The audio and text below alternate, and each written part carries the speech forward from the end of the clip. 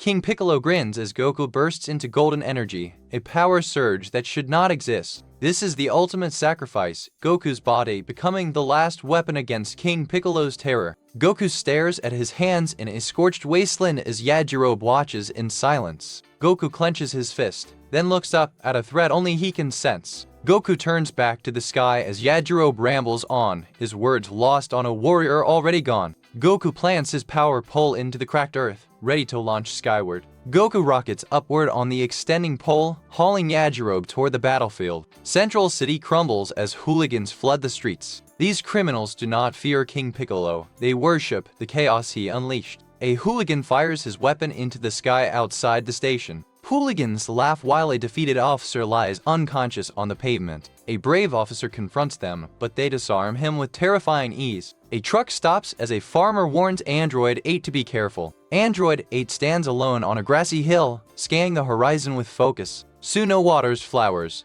then freezes as the radio broadcasts King Piccolo's destruction. Terrified citizens huddle together, clinging to each other as the broadcast continues. Tien Shinhan pilots his aircraft through the storm with resolve. Tien flies alone into King Piccolo's warzone, proving strength means moving forward when others freeze. Launch, Yamcha, Bulma, and Ulam watch television inside Kame House, tension gripping every face. Yamcha frowns in frustration as the group debates Tien's mission. Kame House sits near the cliff as ocean waves crash below. A bandit sprays King Piccolo's symbol on a wall while his friends boast. A massive crater scars the city as injured survivors lie scattered in the ruins. Suno tends an injured boy in the wreckage, then looks up as Android 8 approaches. Android 8 offers his help while the injured boy watches with nervous eyes. Android 8 and Suno move through the ruins to hunt the hooligans. Android 8 was built to destroy, yet he chooses to protect. A flaw King Piccolo never expected. Suno begs a gang of hooligans to help the villagers bleeding in the rubble. The hooligans only sneer, mocking her plea and refusing to help.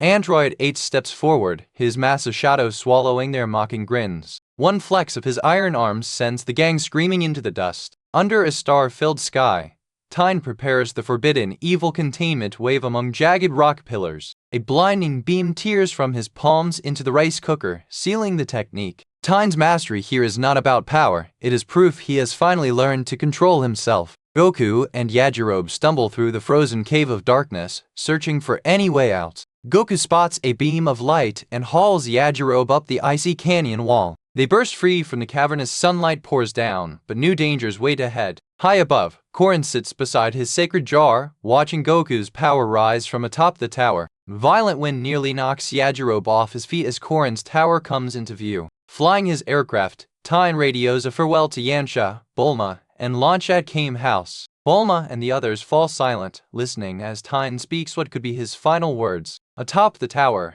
Goku flexes his hands, feeling the full weight of his new power. This is the technique that will define Goku's future battles, sensing an enemy before laying eyes on him. A towering silhouette flickers into focus, King Piccolo's presence pinpointed at last. Goku grins at Korin, declaring he is finally ready to end King Piccolo's reign. Korin summons a swirling golden cloud, and a giant flying Nimbus bursts into view. Goku tears off a piece of the Nimbus and leaps aboard, grinning with excitement. Goku offers Yajirobe a ride, but Yajirobe recoils in terror and refuses. With one last wave, Goku rockets off the tower and vanishes into the sky. Goku streaks through the clouds, closing the distance toward King Piccolo with every second. Two warriors now race toward the same monster, but only one of them may land the final blow. In the original Japanese version, Goku never explains how he senses King Piccolo. That detail was only added for English-speaking audiences. If you enjoyed this recap, we are currently on episode 117 of our full Dragon Ball marathon,